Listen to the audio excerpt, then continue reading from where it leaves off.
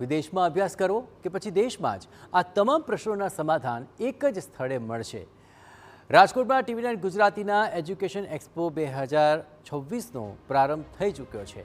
રાજકોટના સાંસદ પરસોત્તમ રૂપાલાના હસ્તે TV9 એજ્યુકેશન એક્સપોનો આજે પ્રારંભ થયો. એજ્યુકેશન એક્સપોમાં વાલી અને વિદ્યાર્થીઓનો બહોળો પ્રતિસાદ જોવા મળ્યો. મોટી સંખ્યામાં વિદ્યાર્થી અને વાલીઓએ આ એક્સપોમાં હાજરી આપી માર્ગદર્શન મેળવ્યું હતું.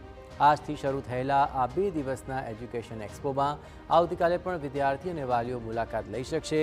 પોતાના માટે કયો કોર્સ કરવો, ક્યાં એડમિશન લેવું વગેરે સવાલોના જવાબ અહીંથી તેઓ મેળવી શકશે. અહીં એક જ મંચ પર વિવિધ યુનિવર્સિટીના પ્રતિનિધિઓ દ્વારા વિદ્યાર્થીઓને જાણકારી આપવામાં આવી રહી છે. TV9 એજ્યુકેશન એક્સપો તરીકે એક નવતર પ્રયોગ મીડિયા તરફથી થઈ રહ્યો છે એ ખુશીનો વિષય છે.